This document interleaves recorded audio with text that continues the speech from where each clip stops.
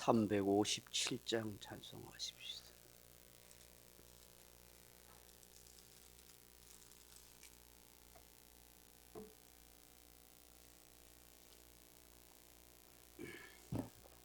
(357장입니다)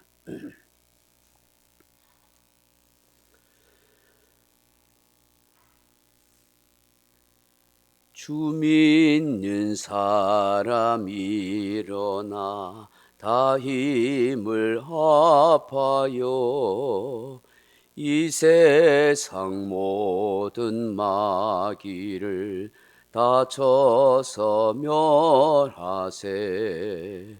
저 앞에 오는 적군을 다 싸워 이겨라.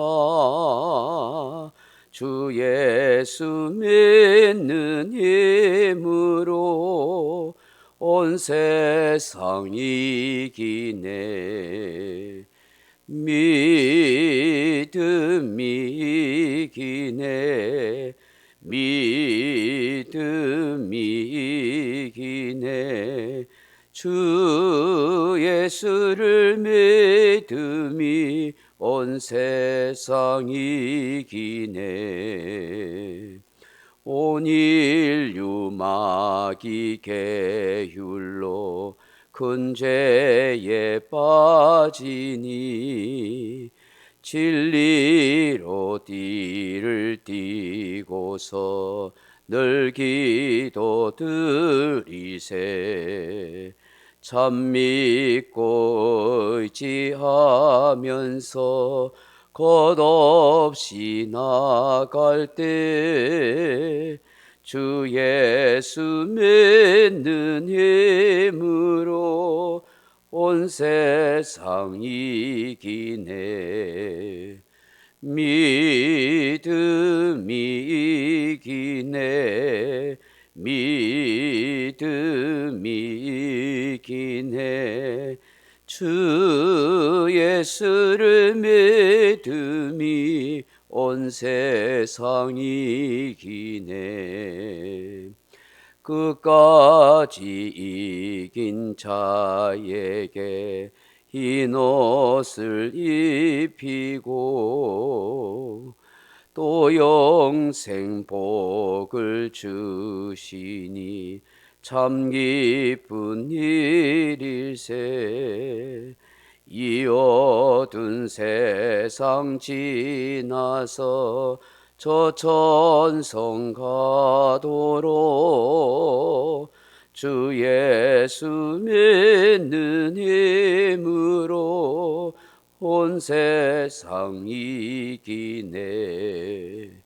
믿음이 이기네. 믿음이 이기네. 주 예수를 믿음이 온 세상 이기네. 아멘. 하나님 말씀 로마서 4장 9절로 13절 말씀을 같이 읽겠습니다. 로마서 4장 9절에서 13절입니다. 그런즉 이 복이 할례자에게나 혹은 무할례자에게도냐? 무릇 우리가 말하기를 아브라함에게는 그 믿음이 의로 여겨졌다 하노라. 그런즉 그것이 어떻게 여겨졌느냐? 할례시냐 무할례시냐? 할례시가 아니요 무할례시니라. 그가 할례의 표를 받은 것은 무할례시의 믿음으로 된 의로 인친 것이니 이는 무할례자로서 믿는 모든 자의 조상이 되어 그들도 의로 여기심을 얻게 하려 하심이라. 또한 할례자의 조상이 되었나니 곧 할례 받을 자에게뿐 아니라 우리 조상 아브라함이 무할례시에 가졌던 믿음의 자체를 따르는 자들에게도 그러하니라. 아브라함이나 그 후손에게 세상의 상속자가 되리라고 하신 언약은 율법으로 말미암은 것이 아니요 오직 믿음의 의로 말미암은 것이니라. 아멘. 사랑하는 성도 여러분, 사도 바울은 유대인들이 선민의식의 우월감에 사로잡혀 있다는 것을 알았습니다. 특별히 그들은 할례의 가치에 대해서 절대화하고 있다는 사실을 알았습니다. 그래서 이 할례의 의인됨과 구원의 유일한 표라고 주장하는 이들의 사상과 생각들을 깨트려야 할 필요가 있었습니다. 그래야만 복음의 진리가 바로 세워지고 바로 전달되어서 유대인뿐만 아니라 이방인까지도 다 구원을 얻을 수 있었기 때문입니다. 이에 바울은 유대인들이 자기들의 선민됨의 시조로 삼는 아브라함의 경우를 들어 할례가 결코 의인됨이나 구원의 표가 될 수 없음을 논증하고자 합니다. 그것이 바로 이 로마서 4장의 전체의 내용이기도 합니다. 본문은 그 중에 일부로서 바울은 할례자와 무할례자가 구별 없이 아브라함이 믿음의 조상이 된다라고 그렇게 말씀하고 있습니다. 사랑하는 성도 여러분, 믿음의 조상 아브라함에 대해서 오늘 바울이 어떤 말씀을 우리에게 하고 있습니까? 첫째로는 아브라함은 무할례 시에 의롭다고 칭함을 받았다, 그렇게 말씀합니다. 아브라함이 분명히 할례를 받았습니다. 근데 그 할례 언약 그리고 할례 의식은 창세기 17장에 나옵니다. 그런데 하나님으로부터 의인이라고 그의 의를 인정받을 때가 언제입니까? 바로 창세기 15장에 나옵니다. 아마 그 기간은 최소한 13년 차이 정도 납니다. 즉 아브라함이 의인이라고 인정받은 시기를 아무리 늦게 잡아도 그의 나이 86세 이전입니다. 그리고 그가 할례를 받은 때가 99세였습니다. 의인으로 인정받은 방법 또 어떤 행위나 신앙적 공로가 아니라 하나님을 믿는 그 믿음 때문에 이 아브라함이 어렵다고 그렇게 되었던 것입니다. 따라서 할례가 의인됨과 구원의 표라고 주장하는 유대인들의 모든 주장은 어부성설인 것입니다. 엄밀히 말해서 믿음이 없이 할례를 받은 것은 아무 소용이 없는 것입니다. 할례는 믿음 뒤에 따라오는 것입니다. 믿음을 보시고 하나님께서 그를 어렵다고 인정하시고 그 인정에 따라서 할례는 믿음의 행위에 불과한 것입니다. 그렇기 때문에 믿음의 기초가 없이 할례를 받는 행위는 오늘날로 말하면 그리스도에 대한 신앙 고백이나 믿음이 없이 세례를 받는 것과 다름없습니다. 믿음이 없이 세례를 받으면 그 세례 의식이 무슨 소용이겠습니까? 내가 진심으로 예수님을 내 인생의 구조와 주님으로 믿습니다. 그리고 나의 죄를 회개했습니다 하는 그 고백을 공적으로 모든 사람 앞에서 세례 의식을 통해서 보여주는 것인데, 그런 믿음 없이 형식적으로 세례를 받아서 교인이 된다, 그건 무슨 가치가 되겠느냐 하는 것입니다. 결국 신앙인에게 있어서 중요한 것은 의식이나 예전 혹은 신앙의 업적이 아닙니다. 얼마만큼 예배에 열심히 많이 참석했느냐, 헌금을 많이 하느냐, 기도를 많이 하느냐, 그게 중요한 게 아니라 내면 세계에 존재하시는 하나님에 대한 신실한 믿음을 가진 것입니다. 그 하나님을 따라서 내가 좀 더 주님을 섬기고 싶고 주님을 닮아가는 성품이 변화되는 거예요.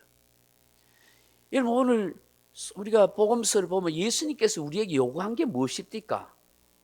나무 잎사귀입니까? 열매를 원하죠. 열매. 열매 없는 나무는 찍어버려요. 성령의 열매 잘 아시잖아요. 그 열매를 맺으려고, 성령의 열매를 맺으려고 얼마나 노력해요. 그런데 그 성령의 열매가 무엇이 바뀌는 거예요? 성품이 바뀌어요. 좋은 성품으로 바뀌어요. 성품. 사랑, 희락, 화평, 자비, 양성, 충성, 온유, 절제, 그런 아름다운 성품이 바뀌어야 되는데 이 성품이 잘 안 바뀌는 게 늘 수근수근하고 늘 남 판단하고 비난하고 약점, 허물 다 이야기하고 온갖 시기, 질투, 죄는 다 지면서 예수 믿는 것처럼 하나님 잘 섬기는 것처럼 형식적인 그런 모습은 오늘 부끄러운 일이지. 성령의 열매를 맺으면 내 성품이 바뀌었어. 어쨌든 간에 다른 사람이 허물을 가려주고 덮어주고 이해하고 용서하고 수긍수긍 안 되고 사랑으로 참 화평하고 양성, 다 성령의 열매지. 그 앞에 성령의 열매 앞에 21가지인가 15가지인가 그게 저 육신의 열매가 있잖아요. 그게 시기, 질투, 미움, 정욕, 탐욕 그게 다 있는 그 마귀의 자녀들이 맺는 열매잖아요. 우리 성령의 사람, 하나님의 사람이니까 성령의 열매를 맺으려고 애를 써야 돼요. 들리는 귀에 들어오는 소리는 늘 안 좋은 소리가 들려요.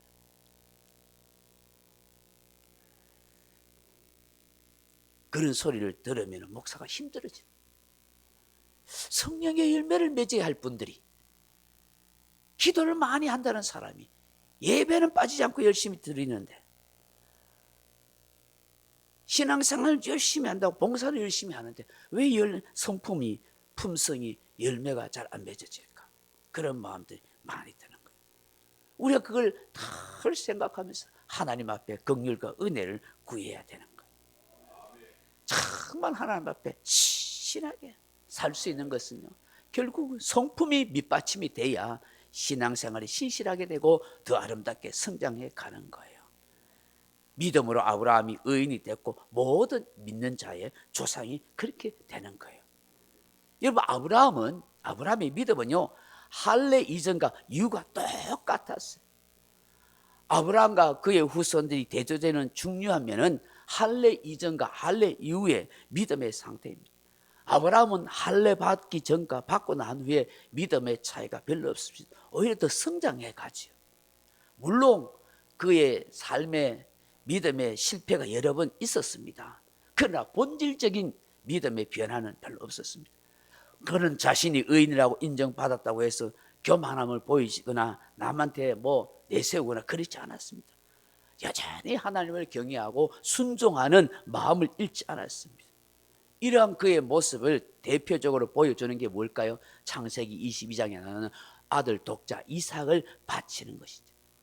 한마디 항의나 불만이 없이 하나님 앞에 그대로 말씀대로 믿음으로 순종한 겁니다. 근데 그의 후손들인 유대인들은 달랐습니다. 할례 받은 사실에 엄청 교만하고 우월감에 사로잡혔고 이방인들은 개처럼 여겼습니다. 그렇다고 하나님을 경외하는 신앙이 탁월하거나 신실하지도 않았습니다. 그런 까닭에 아브라함의 변함없는 신실한 신앙심을 기억해야 한다는 것을 말씀하고 있습니다. 세 번째는 아브라함은 모든 사람에게 믿음의 조상입니다. 유대인들은 자기들의 혈통을 따라서 아브라함만이 자기들의 믿음의 조상이라 그렇게 생각했습니다. 근데 오늘 바울은 아니다. 믿음을 가진 모든 자의 조상이 바로 아브라함이다. 왜? 아브라함이 믿음의 조상이기 때문에 하는 사실을 말씀합니다. 그래서 이 유대인들이 아브라함을 통해서 그 믿음으로 모든 것을 상속받는 것처럼 믿음을 가진 모든 이방인들도 아브라함을 따라서 믿음의 의의 후사, 의의 상속자가 다 될 수 있다라고 우리에게 말씀하고 있는 것입니다. 할렐루야. 미국의 남부 전쟁 때입니다. 아주 부유하게 사는 부부가 독자가 있었는데 전쟁에 나가서 그 독자 아들을 잃어버렸습니다.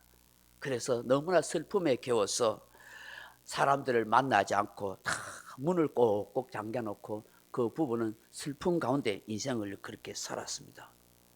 그런데 아들이 죽기 전에 그 어느 날 아들의 편지를 들고 온 한 청년이 있었습니다. 그 편지성에 이 아들이 죽기 전에 부모님에게 보낸 그런 편지의 내용이 있었습니다. 그 내용이 이런 내용이었습니다. 사랑하는 아버지, 어머니, 이 편지를 가지고 간 사람은 나의 가장 친한 친구입니다. 이 친구는 나의 여러 어려움을 무릅쓰고 도와주었으며 전쟁터에서 함께 생사고락을 했던 친구입니다. 내가 부상을 입어 마지막 죽어가는 그 순간까지도 나의 최후 순간을 지키고 있었던 나의 친구입니다. 이 친구가 집에 오면 가장 좋은 것으로 대우해 주십시오. 이 친구는 부모도 형제도 없습니다. 이 친구에게 최선을 다해서 도와주면 좋겠습니다. 이게 저의 마지막 소원입니다. 이 편지를 이렇게 건네준 거예요. 이 편지를 받은 이 부모는 그 아들의 소원대로 제일 좋은 선물을 주고 식사를 대접했습니다. 그리고는 가장 귀한 선물로 이 아들의 친구를 자기 집에 양아들로 상속자로 그렇게 삼게 되었다고 합니다. 여러분, 하늘에 계신 우리 아버지도 이와 같습니다. 우리에게 믿음을 따라 의의 후사 영원한 하늘의 상속자가 되게 한 것입니다. 우리의 믿음이 얼마나 복되고 영광스러운 것인지 모릅니다. 이 믿음이 생명력이 있고 더 성장하여 하나님의 기쁨이 되었으면 좋겠습니다. 이 믿음이 우리의 내적인 성품의 변화로 말미암아 하나님께 크게 영광 돌리는 그런 복된 믿음이 다 되기를 주님의 이름으로 축원합니다. 각자 기도하시다가 돌아가시기 바랍니다.